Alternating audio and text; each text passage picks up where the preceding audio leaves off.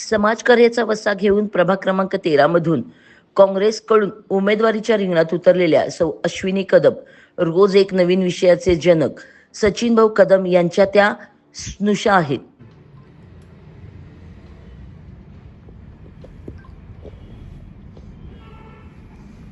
नमस्कार. आज आपण प्रभाग क्रमांक 13 म्हणजे सांगलवाडी या भागात आलेलो आहोत. या ठिकाणी आपल्या सोबत काँग्रेसकडून सर्वसाधारण महिला गटातून उमेदवारी मागणाऱ्या रोज एक विषय याचे जनक सचिन भाऊ कदम यांच्या स्नुषा अश्विनी कदम आपल्यासोबत आहेत. यांचा संपर्क सांगलवाडीमध्ये सुरुवातीपासूनच आहे, कारण का त्यांचं जन्मस्थानच सांगलवाडी आहे. तर या माध्यमातून त्या पहिल्यापासूनच जनतेशी जोडल्या गेलेल्या आहेत. एक जनतेची त्यांच्याशी नाळ जोडली गेलेली आहे.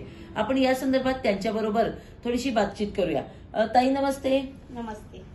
आपण या ठिकाणी सांगलवाडीमध्ये आता जी उमेदवारी मागितलेली आहे, तर ती उमेदवारी मागण्यामागचं आपलं कारण काय? कारण एकच आहे की बाबा मी एकतर लहानाची मोठी इथेच झाली, म्हणजे माझं सांगलीवाडीत बालपण सगळं लहानाचं मोठं मी सांगलीवाडीत झाले. आणि राजकारण सुद्धा म्हणजे मी आता जेव्हा सासरी आले तर माझ्या आजी सासूबाई शांताबाई कदम ह्या 3 पंचवार्षिक काँग्रेसमधून निवडून आलेल्या, त्यांच्याकडे 15 वर्ष नगरसेवक पद होतं. त्याच्यानंतर माझ्या सासूबाई वंदना कदम ह्या एक पंचवार्षिक होत्या. आणि गेली 20 वर्ष राजकारणात जे माझं हे सासर आहे.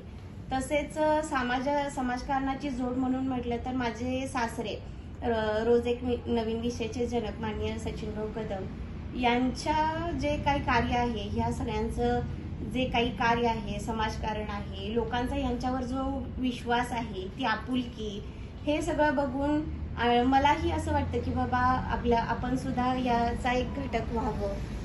आणि हे सांगलीवाडी म्हणजे माझ्यासाठी माझं घर आहे. आणि यांच्यासाठी माझ्या शिक्षणाचं म्हणजे मी इंजिनियर आहे, माझं BE कम्प्युटर झालंय, आणि माझ्या शिक्षणाचा पण यांना काहीतरी उपयोग व्हावा आणि यांच्यासाठी माझं काहीतरी ऋण आहे, योगदान आहे की बाबा यांनी माझ्यासाठी मला सांगलीवाडीनं खूप काही दिलंय आणि यांच्यासाठी माझ्याकडून सुद्धा काहीतरी हातभार लागावा, यांच्यासाठी माझ्याकडून काहीतरी यांची सेवा घडावी असं मला खूप वाटतं. बाबा माझ्याकडून यांना जितकं होईल तितकं देता यावं, यासाठी मला वाटतं. आपण जन्मापासूनच सांगलवाडीमध्ये आहात, त्यामुळे आपल्याला सांगलवाडीच्या सर्व समस्या माहिती आहेत. तर या समस्यांना अनुसरून विकासाचं विजन कोणतं आहे की ज्यात उतरला आहात? विकासाचं विजन म्हणजे बऱ्याच महिला आहेत ज्यांना बाबा कामाची गरज आहे, त्या बाबा घरातून बाहेर नाही पडू शकत आहे, पण अचानक काहीतरी त्यांच्यावर प्रसंग ओढवतो आणि त्यांना ह्याला फेस करता येत नाही. त्यांना मोटिवेशन देणं, त्यांना उत्स्फूर्त काहीतरी महिलांनी आपलं स्वतःच्या पायावर उभारलं पाहिजे, सबलीकरण झालं पाहिजे त्यांचं. आणखी बऱ्याच म्हटलं तर अंगणवाड्या 2 ठिकाणी इकडच्या भागात नाही, त्या बऱ्याच पालकांची, इव्हन माझ्या सुद्धा मुलाला जेव्हा मी म्हणायचे ना 2.5-3 वर्षाचं होतं की बाबा तोपर्यंत कुठेतरी अंगणवाडीत घालूयात, तर ह्या भागात अंगणवाडी नाहीये.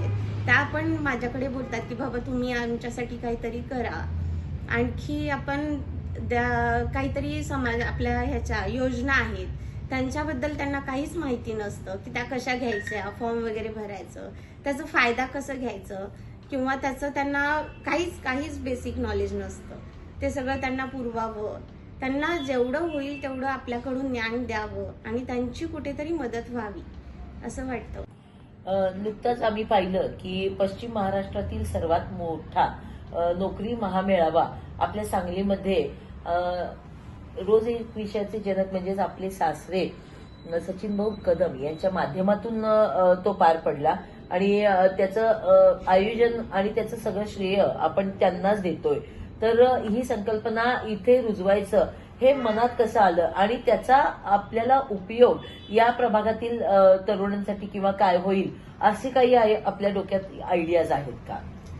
आयडियाज म्हणजे त्यांच्याकडे काय झालेलं, जसं की बाबा अचानक आपल्या छत्रछाया म्हणजे वडिलांचा वगैरे हात मुलाच्या डोक्यावरून जेव्हा नाही जातो तेव्हा अचानक त्याच्यावर जबाबदारी येते आणि त्याला कसं होतं, एकतर शिक्षण सोड नाहीतर घराची जबाबदारी घे.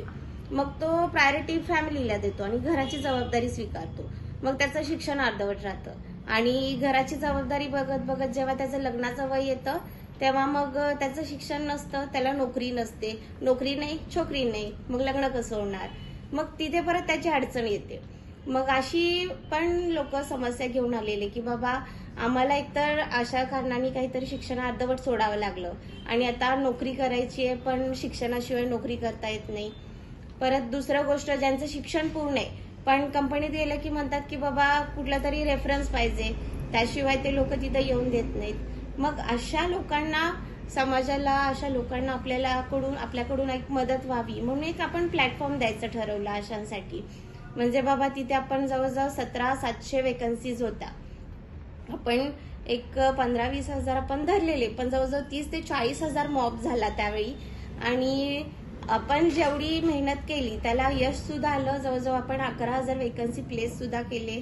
त्या लोकांना आपण काहीतरी त्याच्यातून मिळवून दिलं. त्यांनी स्वतःच्या पायावर उभं राहायचं धाडस दाखवलं आणि आपल्याकडून तेवढा त्यांना हातभार लागला.